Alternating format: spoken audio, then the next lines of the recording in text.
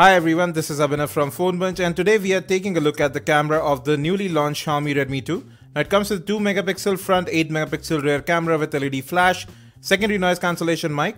We are also going to compare it with the newly launched Motorola Moto E, second generation.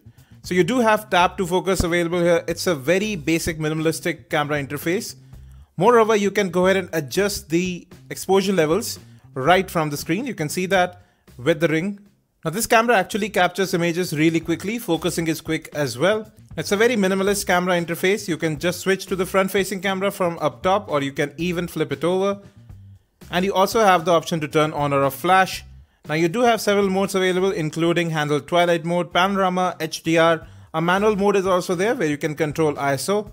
And you can choose between various scene modes, including sunset, night, portrait or landscape. So these do work fine as well. Now the new camera app in MIUI 6 also comes with various filters. So you can go ahead and just swipe from the top and those filters come up. And those work in real time. They show you the effects directly on your viewfinder. I'll just take a picture and show you. So you can see focusing is quick. So there's zero shutter lag over here. Now here's the camera settings. You can take 8 megapixel still images with the rear camera in 4:3 aspect ratio. You can use the volume button as your shutter button as well. Now you can record in 1080p directly from the rear camera, and continuous autofocus is also available. Now let's have a look at some of the camera samples. So the image quality is good here, especially if there is a lot of light. Moreover, the colors do seem a bit oversaturated at times. There's a slight warmth to these colors, but whites do appear very good here. There is no bluish or yellowish tone to them. Now in these 100% crop images, you can see the detail that is captured. Now it's not the best or the sharpest camera available within this price bracket, but it definitely fits the bill. Now colors definitely look a bit more punchier than they actually are. A bit oversaturated at times. Now you can see this is a shot taken in a bit of shadow, and still the colors do look quite alright. Now this is in bright sunlight, exposure compensation is good.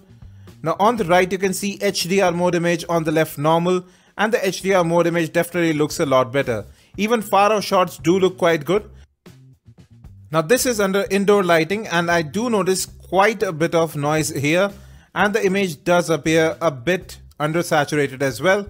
Now on the left here you have under normal indoor lighting, on the right with flash.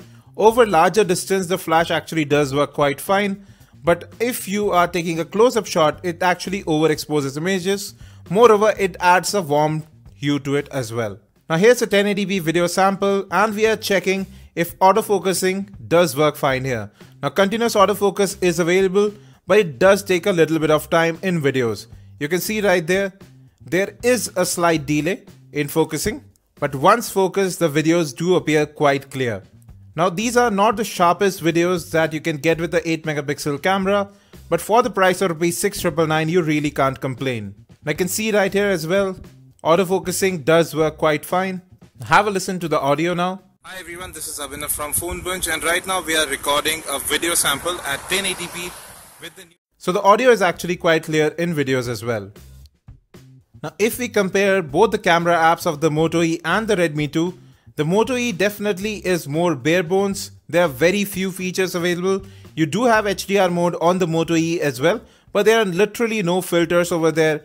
So all customization would be after you actually take the image. You do have continuous autofocus available on both, and you do have manual exposure control available as well. Now the Moto E uses spot metering, while you can choose the metering on the Xiaomi Redmi 2. I definitely prefer the camera interface of the Redmi 2. It is more feature rich and more functional as well. So now here we are comparing some of the samples taken with the Redmi 2 and Moto E.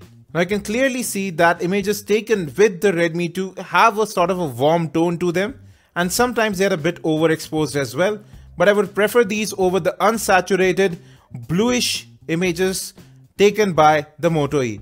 Now on the Moto E the HDR mode actually works far better.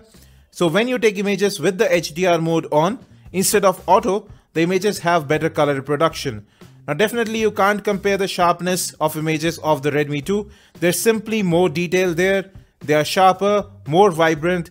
Now even if they are towards the warmer tone, I definitely prefer the Redmi 2 over the Moto E.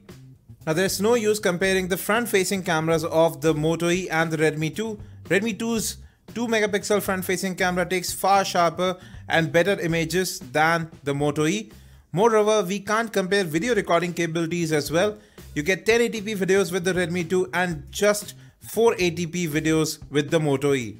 So definitely the Redmi 2 has far better cameras, be it the front or the rear, and now it's even better than the Lenovo A6000 in terms of overall color reproduction as well as saturation and sharpness.